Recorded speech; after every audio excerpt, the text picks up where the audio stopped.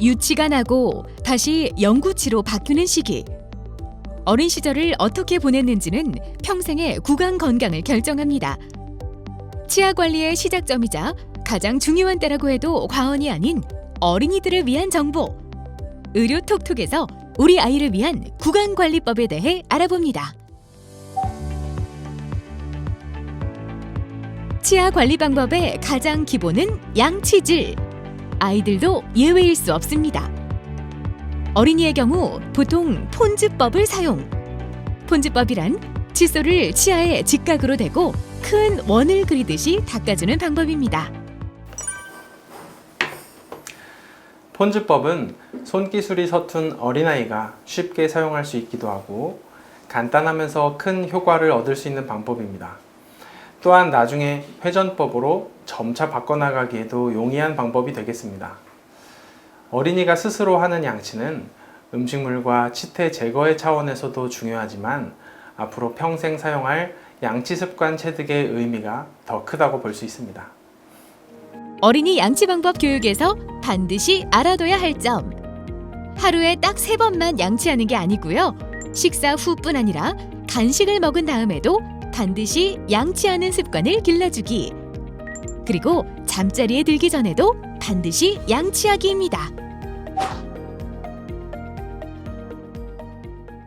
양치를 시작하는 단계부터 무조건 3분 양치를 강요하기보다는 적당한 숫자를 정해놓고 오늘은 10가지만 셀게 이런 식으로 조금씩 늘려나가면 서서히 받아들이게 됩니다.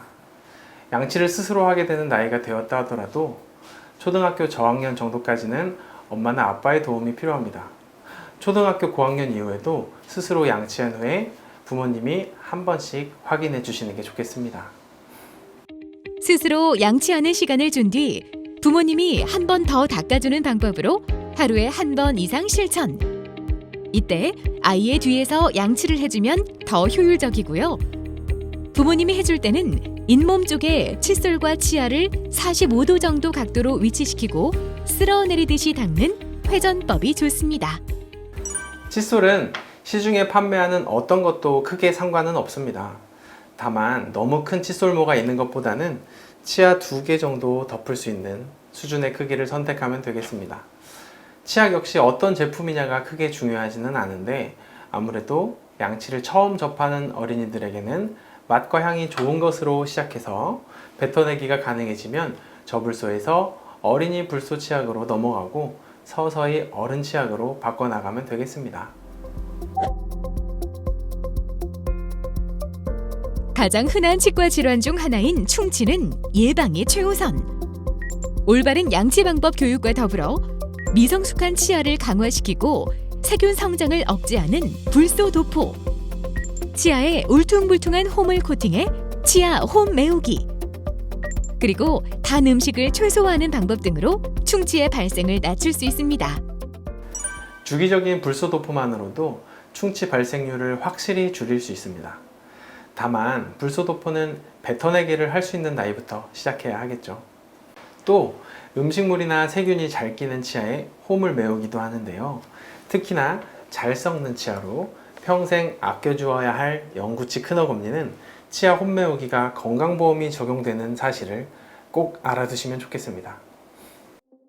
이미 발생한 충치는 자연적으로 없어지거나 재생되지 않기 때문에 적절한 처치가 필요합니다. 또 언젠가 빠질 유치라고 해서 그냥 두면 안 되고요. 정확한 검사 후 의료진의 판단하에 치료 여부를 결정해야 합니다.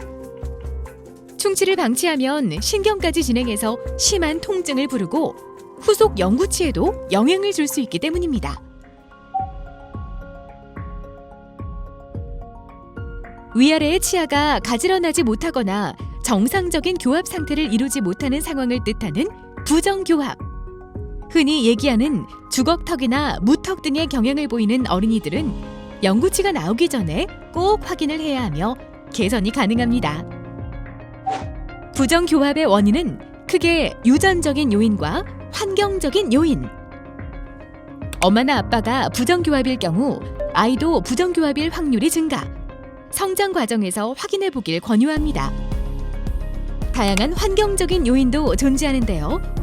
어렸을 때 크게 다쳐서 골격이나 치아에 손상을 입었거나 평소 손가락을 빠는 습관이 있다거나 비염을 앓아 입으로 호흡하는 경우 등 다양한 상황이 부정교합을 부릅니다. 정확한 치료 시기는 아이의 상황에 따라 차이가 있기 때문에 치과에 방문해 보는 게 좋습니다. 치료는 꼈다 뺐다 하는 장치와 고정식 장치로 나눌 수 있는데 각각의 상황과 시기에 맞는 진료를 하게 됩니다. 아직 유치만 있는 시기에는 치료가 불필요한 경우도 많이 있고 치료가 필요한 상황이더라도 어린이가 치료를 받아들이지 못하는 경우도 있습니다. 대략 앞니 유치가 교환되는 시기인 초등학교 1학년 전후에는 한 번씩 부정교합으로 인해 치료가 필요한 상황인지 확인해 보길 추천드립니다.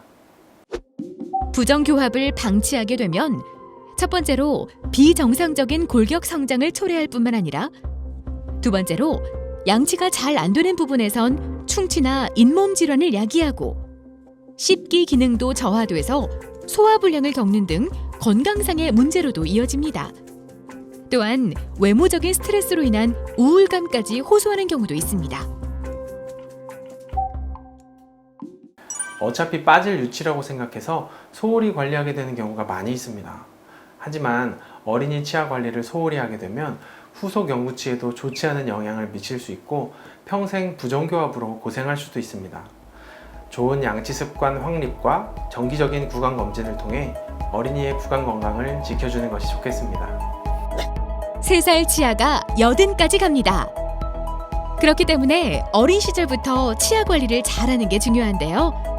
평소 양치질 잘하기, 그리고 적절한 치과 치료와 치과 검진이 우리 아이의 구강 건강을 지키는 핵심입니다.